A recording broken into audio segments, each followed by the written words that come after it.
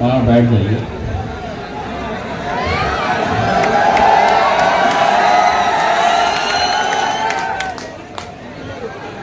हम अपनी तस्वीर से व्हाट्सएप और सोशल मीडिया पे नहीं, लोगों के दिलों में बना कर जाते हैं। मजलिस के तमाम एडवोकेट अस्मा जी, मैंने आपसे वादा किया था मैं आऊँगा, प्रोग्राम होने के बाद इंशाल्लाह ज़रूर आऊँगा। जितनी देर स्टेज के ऊपर बैठा हुआ था, ये देख रहा था कि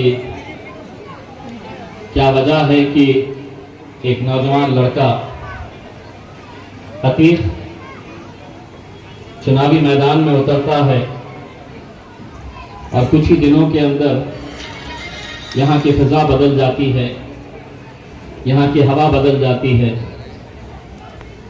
मैं एक बात का एतराफ़ करना चाहता हूँ। असदुद्दीन अवैसी, अकबरुद्दीन अवैसी साहब के बाद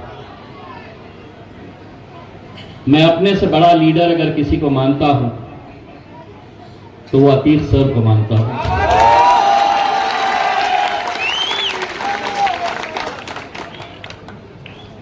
अगर आप मुझसे ये वजह पूछेंगे तो मैं यही कहना चाहूँगा कि जो शख्स हमारे माशरे में, हमारी कौम में गरीबों को तालीम पहुँचाने का काम कर रहा है, उससे बड़ा कोई लीडर हो नहीं सकता।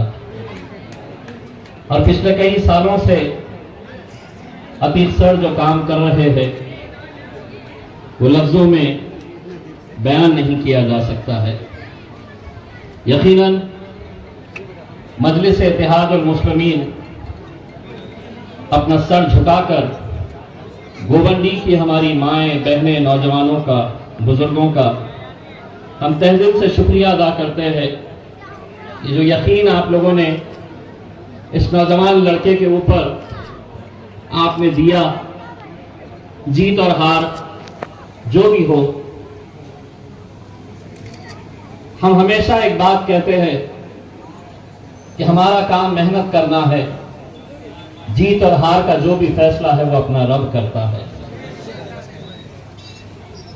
अल्लाह की मर्जी के बगैर पत्ता भी नहीं हिल सकता है। तो अगर कोई ये समझता है कि अगर किसी को हराकर, किसी को गिराकर कोई बहुत आगे निकलना चाहता है, अपने तकब्बुर में ये सोच रहा है कि मैंने सिर्फ यहां पर अतीक को नहीं हराया बल्कि औरंगाबाद से इम्तियाज जलील को भी हराया, तो एक बात अच्छी तरह से समझ लेना, अगर अपने ईमान पे यकीन है तो ये बात भी सुन लेना कि तू इज़्ज़ु मन तशा व तुज़िल्लु मन तशा, इज्जत का और जिल्लत का देने वाला खुदा है। तुमने ये सोचा कि मुझे गिरा दोगे तो मैं खत्म हो जाऊंगा, आज तुम्हारे ही घर में देखिए अल्हम्दुलिल्लाह कितनी मोहब्बतों से मुझे नवाजा जा रहा है। अतीक हारने के बावजूद भी हारा नहीं है, उसने लोगों की मोहब्बतों को जीता है। यह अलग बात है कि कुछ आंकड़े कम हो गए होंगे, यह अलग बात है कि जो मेरे कायद बैरिस्टर असदुद्दीन अवैसी पार्लियामेंट में पिछले 20 सालों से अकेले बैठते थे, यह आप लोगों की दुआओं का नतीजा है कि 5 साल उनके बाजू बैठने का शर्फ मुझे भी हासिल हुआ। इससे बढ़कर और फख्र की क्या बात हो सकती है कि जो शख्स अकेले लड़ता था पार्लियामेंट के अंदर, उनके बाजू, उनके पीछे बैठने का मौका आप लोगों की दुआओं की वजह से अल्लाह ने मुझे भी फराहम किया था। ठीक है, 2000 वोटों से इस बार मैं हार गया और मुझे हराने के लिए जिन जिन लोगों ने जो ताकतें लगाई थी, जिन जिन लोगों ने जो साजिशें रची थी, आज अगर एकनाथ शिंदे के जितने भी आमदार हैं उन्हें लोग गद्दार कह के पुकारते हैं, मैं समझता हूं अगर मुसलमानों का सबसे बड़ा गद्दार है तो लाल टोपी पहनकर तुम्हारी गलियों में घूमने वाला यह अबू आसिम है।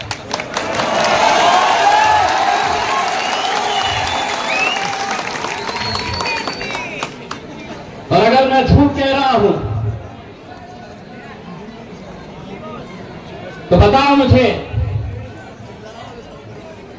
कितने की डील हुई थी, कितने का सौदा हुआ था देवेंद्र फडणवीस के साथ।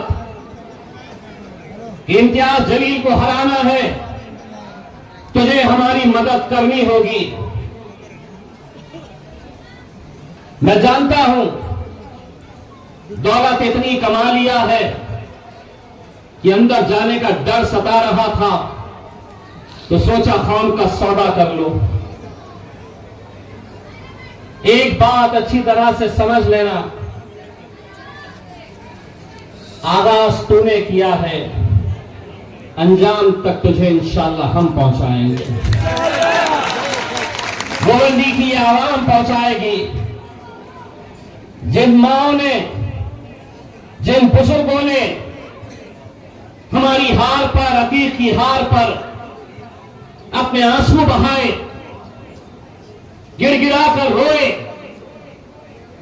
मैंने कितने ऐसे बुजुर्गों को, कितने ऐसे घरों में उस दिन खाना नहीं बना क्योंकि वह अफसोस मना रहे थे ये नौजवान लड़के के हार का, औरंगाबाद से इम्तियाज जलील की हार का। लेकिन हम यही कह रहे थे कि हम गिरे हैं, इसका मतलब यह नहीं है कि हम उठेंगे नहीं। इसका मतलब यह नहीं है कि अब हम खड़े नहीं होंगे, दौड़ेंगे नहीं। मुझे अतीक ने कल बताया, इम्तियाज भाई 2 दिन पहले परमिशन मिली थी, लेकिन पुलिस वाले अब कह रहे हैं ये इलाके में जलसा नहीं होना, बहुत दबाव डाला जा रहा है। मैंने अतीक से कहा इलाके कुत्तों के होते हैं,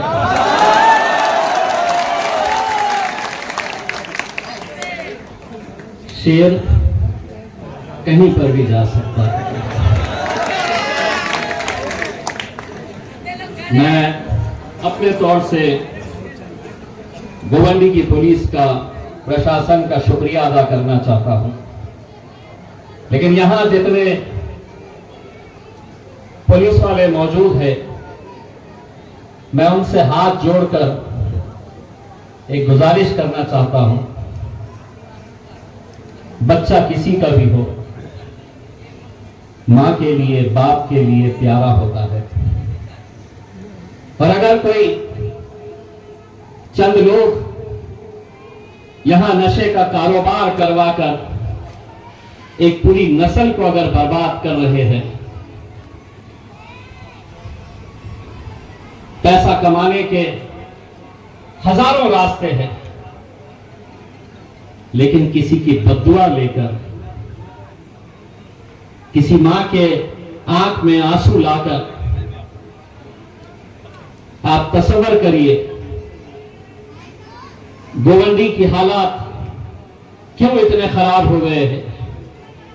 क्या वजह है कि आज हम यहां पर नशे के कारोबार को हम खत्म नहीं कर पा रहे हैं। दोस्तों, बड़ी जिम्मेदारी के साथ ये बात कह रहा हूं, महाराष्ट्र में ही नहीं पूरे हिंदुस्तान में अगर नशे का कारोबार अगर चलाया जा रहा है तो सरकार इसके पीछे है। सरकार के इशारों के ऊपर इन बस्तियों में, इन मोहल्लों में, इन गलियों में ये नशे का कारोबार चलाया जा रहा है ताकि इन्हें कमजोर किया जाए, इनकी नस्ल को बर्बाद किया जाए। वरना क्या वजह है कि मोहल्ले का हर एक एक लड़का जानता है कि नशे का कारोबार कहां हो रहा है। पुलिस क्यों नहीं जानती है?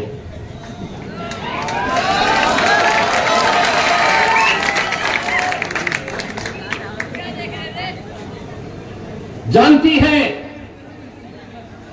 सब अच्छी तरह से जानती है।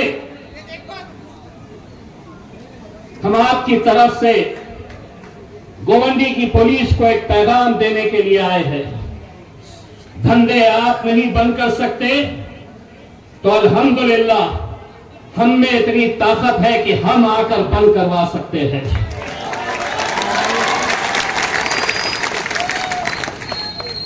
हम कब तक अपने नौजवानों को ऐसे ही अपनी आंखों के सामने मरते हुए देखें? और ये सिर्फ गोवंडी की बात नहीं है, मुसलमानों की आबादी मुमरा में है, वहां पे भी जहां जहां पर आपकी आबादी है वहां पर यह काम किया जा रहा है। मैं आज आपके बीच में आपका शुक्रिया अदा करने के साथ साथ आज महाराष्ट्र के अंदर महानगर पालिका, नगर पालिका, जिला परिषद, पंचायत, इसके इलेक्शन अगले 2-3 महीनों के अंदर होने वाले हैं। और हमने तय किया था कि हमारी शुरुआत उस मुकाम से करेंगे कि जहां पर हमें इतनी मोहब्बतों से नवाजा गया था। इसीलिए मजलिस का पहला जलसा पूरे महाराष्ट्र में आज गोवंडी से हमने शुरुआत की है। आपकी दुआएं रहेगी, आते रहेंगे, क्योंकि अब हम आए हैं तो ये भी आएंगे, पीछे पीछे आएंगे। आज तो सुना है देवनार में लाल टोपी पहनकर घूम रहे थे। मुझे किसी ने फोन किया, बोले साहब लाल सिंह वाला बकरा घूम रहा है, ले लूं क्या?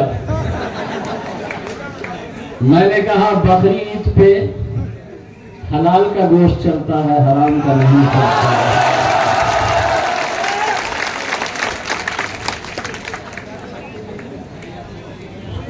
नौटंकी बनकर किसी ने बताया, आतिफ सर ने बताया, यहां पर उनके लोग आते हैं और कहते हैं कि मजलिस इत्तेहाद उल मुस्लिमीन वो जमात है जो नौजवानों को बरगलाती है, जो नौजवानों को भड़काने का काम करती है। हम सेक्युलर पार्टी है, जूती पे मारता है इम्तियाज जलील तुम्हारी जैसी सेक्युलर पार्टी, जूती पे रखते हैं हम उन तमाम सियासी पार्टियां जो अपने आप को सेक्युलर कहती है। क्योंकि जब तुम पर वक्त आता है तो क्या नरेंद्र मोदी, क्या एकनाथ शिंदे, क्या अजीत पवार, क्या शरद पवार, क्या अखिलेश पप्पा, सब एक ही थाली के चट्टे बट्टे हैं। और अगर हम फिरका परस्त है तो है, जो भाषा तुम्हें समझ में आती है वो भाषा में जवाब देने का हुनर अगर किसी के पास है तो वो मेरे गायक बैरिस्टर असदुद्दीन अवैसी के पास है। तो बकरे की मंडी में घूमते रहे, वो कुवैत चला गया, कतर चला गया, जिद्दा चला गया। मेरा खायद इंटरनेशनल लेवल पे घूम रहा है, तो मैं बकरों के बीच में जाके बैठ। क्यों गया? आज अल्हम्दुलिल्लाह इस मुल्क के एक एक मुसलमानों को इस बात का फख्र होना चाहिए, इस मुल्क के एक एक मुसलमानों का सर ऊंचा होना चाहिए, क्योंकि जब इस मुल्क के ऊपर आंच आई तो सबसे पहले हमारे मजहब ने जो हमें सिखाया है मुल्क से वफादारी, अगर इसका सबक किसी ने बताया है, चीख चीख के पड़ोसी मुल्क को लताड़ा है, तो वो मेरा खायद बैरिस्टर असदुद्दीन अवैसी है। क्या कसूर था उन लोगों का? आज हर सियासी पार्टी ये नहीं खाना, ये नहीं पहनना, ये जमीन तुम्हारी नहीं, ऐसा बोलना, अजान नहीं देना, नमाज नहीं, हमारी बच्चियों ने हिजाब नहीं पहनना। हर रोज कोई ना कोई खड़ा होता है, हर रोज एक नया फतूर छोड़ देता है। दिन भर मीडिया के ऊपर हंगामा चलते रहता है, हमको रोका जाता, हमसे वफादारी का सबूत मांगा जाता। लेकिन एक बात अच्छी तरह से हम गोवंडी की आवाम की तरफ से ये बात आपको बता रहे हैं,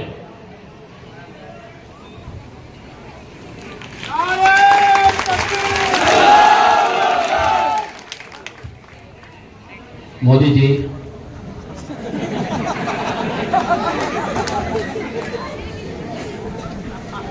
मित्रों, आप क्या समझ रहे हैं? आप हमें परेशान करेंगे तो हम कहीं चले जाएंगे? ना, कहीं नहीं जाने वाले। ये मुल्क जितना आपका है, जितना देवेंद्र फडणवीस का है, जितना एकनाथ शिंदे का है, जितना शरद पवार का है, जितना अजीत पवार का है, जितना अखिलेश पप्पा का है, उतना ही ये मुल्क हमारा है। बार बार कितनी मर्तबा हमने समझाना आपको, क्यों नहीं समझ में आ रहा आपको? आप समझ रहे हैं कि इनको ऐसा परेशान करो ये कहीं चले जाएंगे। मैं कुर्सी के ऊपर बैठा हुआ था, बार बार मेरे भाई पे नजर जा रही थी।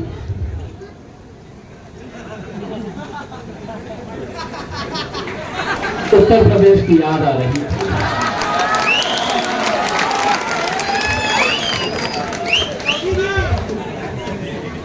इनको देख रहा था और मैं उत्तर प्रदेश की याद मुझे सता रही थी।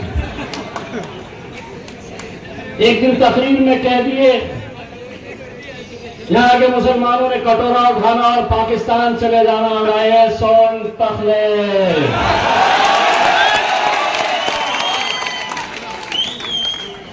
ये मुल्क तेरे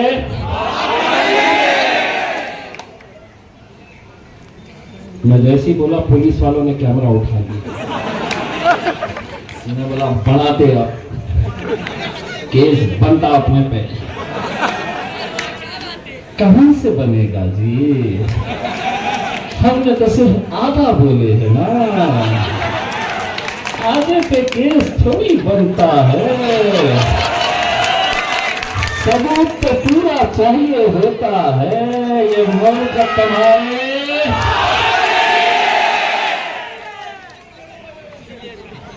अब क्या करते, अब क्या करते? लाल सिंह वाला बकरा फोन करेगा, बनाओ केस, हम बोलेंगे ए बकरे ये ले।